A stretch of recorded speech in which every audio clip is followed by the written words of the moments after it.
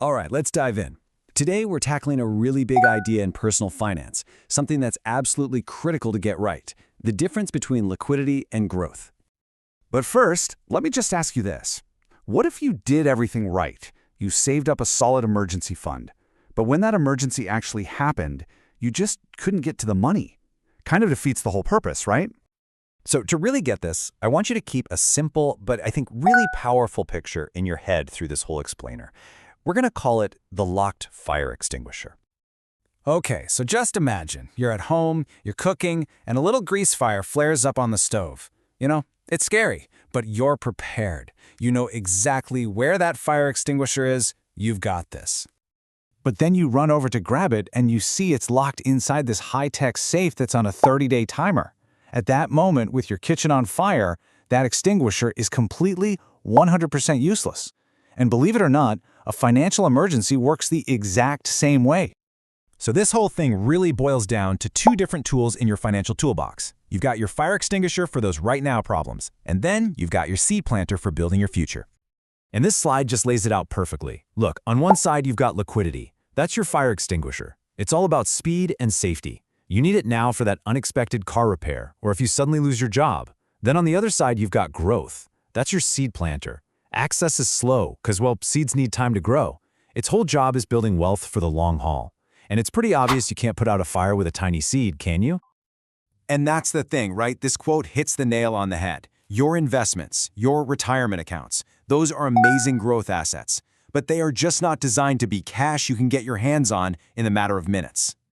And this is where a lot of people get tripped up. It leads to something we can call the growth asset trap. It's what happens when you try to use your best long-term tool to solve a short-term problem. So picture this. Your investment account is on fire. In a good way this time. Everything's up, you're feeling like a genius, totally crushing those grind set goals. And then, bam! Life does what it does. Your car's transmission just gives up. The mechanic calls and says it's going to be $1,200. And yeah, he needs it today if you want your car back. So all your money is busy growing in that investment account. I mean, to get it out, you've got to sell something, wait a few days for the trade to settle, then transfer it. But the bill is due now. What do? This situation right here, this is the liquidity trap. You're not broke. You have assets, but you don't have cash. And that illiquidity, that inability to get your money fast, it just creates this massive wave of stress at the absolute worst possible time. So, how do we avoid that trap?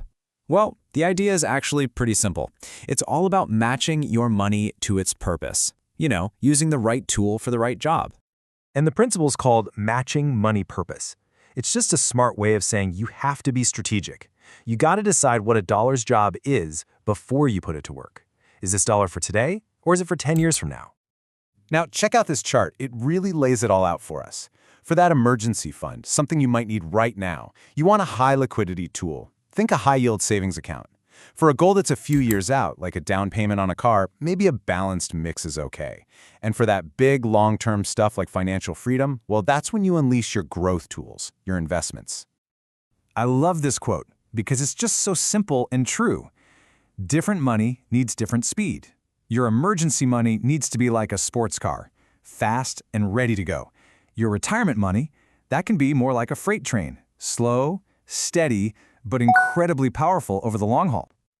Okay, so that's all the theory, but what do you actually do about it? Let's talk about getting your first small win on the board. Let's talk about how to build your own financial emergency exit. We're going to start with a goal that is simple and totally achievable. $1,000. That's it.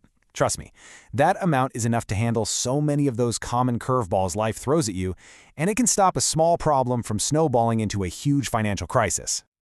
And here's the best part. You can literally get this started in the next 15 minutes. First, hop online and open a high-yield savings account. Step 2, and don't skip this, name the account Emergency Fund. It's a huge psychological trick. Third, set up a small automatic transfer. Seriously, even $25 from each paycheck is a fantastic start. And finally, and this is so important, actually celebrate it. You just took a massive step toward real financial security. Because here's the real secret. Liquidity isn't just about paying for broken down cars. It buys you something much more valuable, flexibility and peace of mind.